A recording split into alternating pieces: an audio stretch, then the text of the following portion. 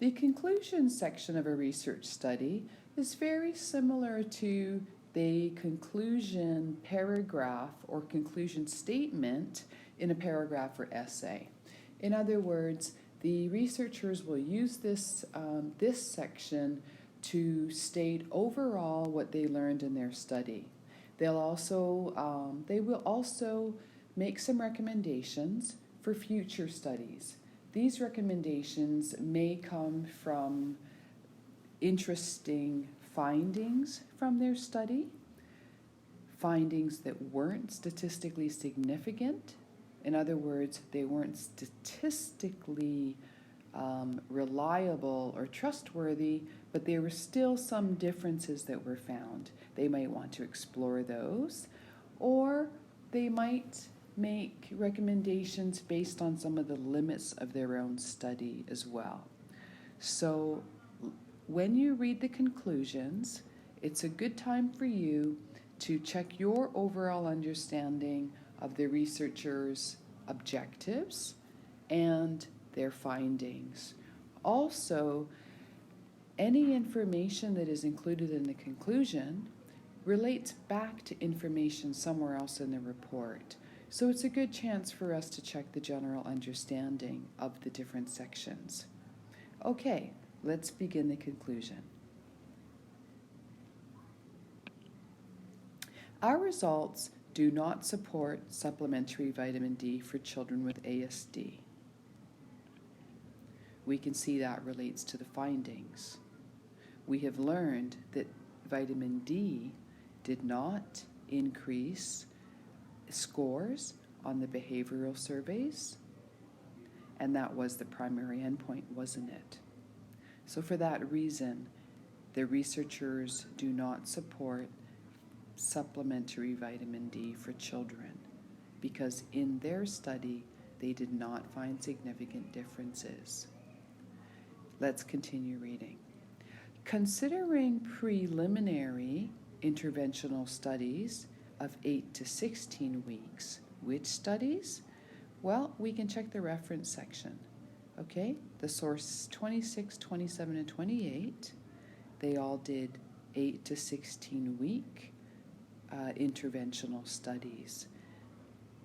So considering those studies, as well as the extent of vitamin D deficiency in autism spectrum disorder, okay, we had that in the background, didn't we? That many children with ASD, they also have vitamin D deficiency.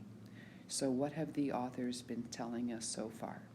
They have said that considering the past studies, 26, 27, 28 sources in the reference list, as well as the extent or the fact that there are significant vitamin D deficiency in autism spectrum disorder children.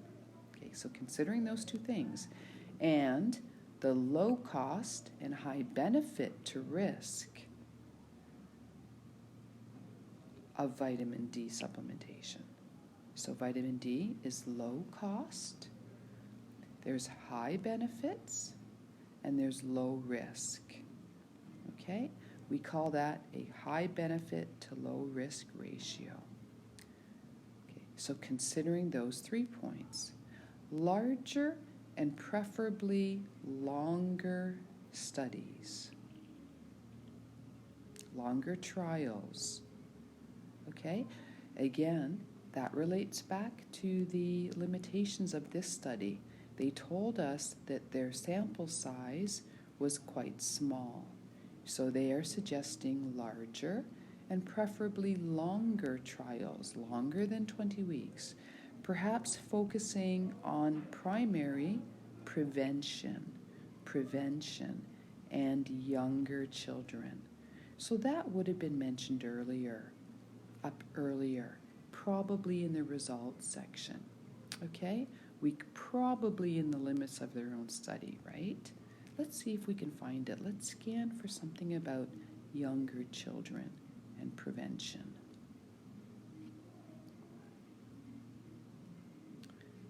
Okay, so we had the trial strengths. Okay, They won't make a recommendation based on the strength, usually. So what about trial limitations? Okay, we had the small number. Yep, that's why they're recommending more. Okay. This second paragraph is not about age. If we do a scan for age, just do a scan for age in older children. That will give us more information about what they're saying now. Okay, about the stereotypical behavior, we're not looking at that. Too old. Okay, here. Let's read this now so we can understand what they're telling us. It is possible that we studied children who were too old to gain neurodevelopmental benefit from vitamin D. Okay, so we can use that idea. Again, we just referred back when we had new information about younger children. We can see that we can go back up somewhere in the article, usually in the limitations, to find out more details. So, to come back down to the discussion. Okay, they recommended larger and preferably longer trials, perhaps focusing on primary prevention, so preventing ASD, and or younger children, as well as relevant mechanisms and optimal dose duration. Remember, optimal dose duration. Remember, they mentioned that when they talked about the limits, didn't they? It was one of the first that they mentioned. They mentioned small number of subjects, and then next they mentioned about fixed dose. So again, we can see that they pulled the conclusions based on the limitations of this study. Okay, so coming back down now. Okay, so we can go back and get that information. So, those were their recommendations.